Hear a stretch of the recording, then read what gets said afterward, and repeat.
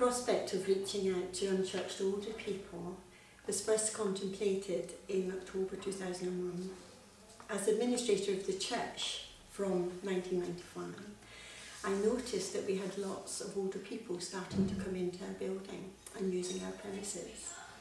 Age Concern used our church hall and kitchen twice weekly for lunch club, and a new friendship club for isolated elderly started to meet here every 2 weeks.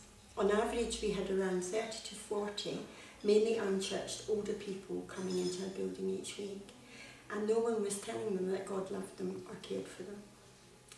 I was very challenged about this and shared it with our church leadership team as we were seeking God's guidance on how to reach out into our community with the good news of God's love.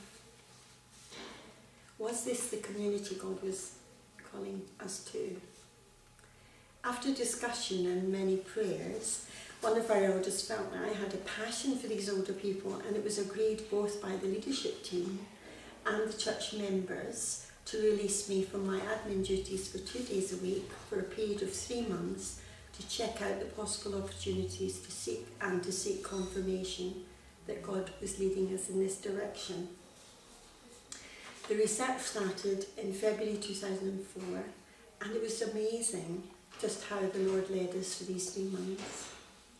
We involved the lunch club in our research, telling them that as a church we wanted to meet some of the spiritual needs of older people, and would they like to be part of this research, and they were very supportive. I had also noticed that after each lunch club, the bus driver had to make 2 trips to take people home. This meant there was always a group waiting for over half an hour for his return, so I suggested that perhaps this was a good use of this half hour to have a little service for those who would like to come, and let the people go home on the first bus who didn't. I felt it was important that they had a choice. Our own church seniors were contacted and asked to come to the service and befriend those from the lunch club. Our first silver service started with about 15 to 20 people, and it was lovely to see how the Lord used our own seniors and gave them a specific task to do for Him. We now have a regular attendance of 50 plus, and have had as many as 65, especially around Christmas. Half of our regulars come from the lunch clubs that meet on our premises, others from other lunch clubs meeting in other parts of the town, and some residential homes and other groups and individuals.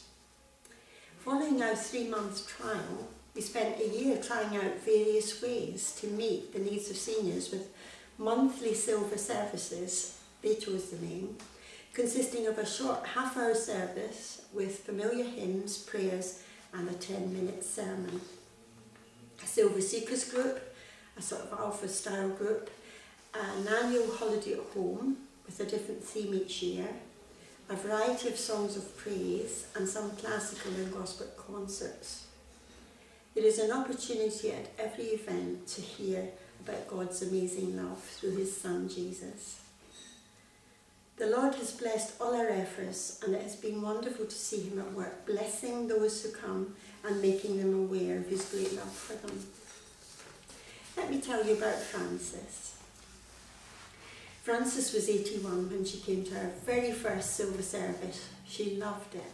She had some sort of faith and thought she was a churchgoer, even although she had not been to church since she got married in 1947. She attended our first Silver Seekers group, which is a bit like an alpha group, but adapted and relevant to the seniors who attend. 6 ladies attended for a 5-week course looking at who was Jesus, why did He come, His death and resurrection, what is grace, and the Holy Spirit, and what is a Christian. On the final session, all 6 ladies prayed the prayer of commitment and gave their lives to the Lord. 4 of them for the first time. They were aged between 80 and 95. Shortly after that, Frances asked if she could be baptised. I hadn't even mentioned baptism. I asked her why, and this was her response. The Lord has been so good to me, I just want to do this for Him. The church was packed and there was cheering for her as she was baptised. Many were moved to tears.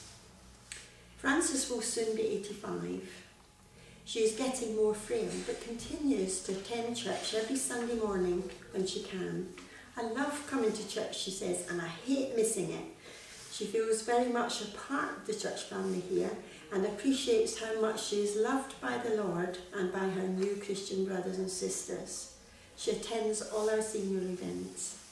Everywhere she goes, she invites people to come to the silver service, some from other lunch clubs, some from the residential home where she lives. At lunch club, on more than one occasion, she has called me to pray for someone who is hurting that she's been talking to. She is just one of the many treasures the Lord has given to us, and each one has a story to tell. What we have done at Winchester Baptist Church is nothing spectacular or dramatic, and anyone could do it. What God has done is amazing, and He invites each one of us to join on whatever exciting journey He has planned.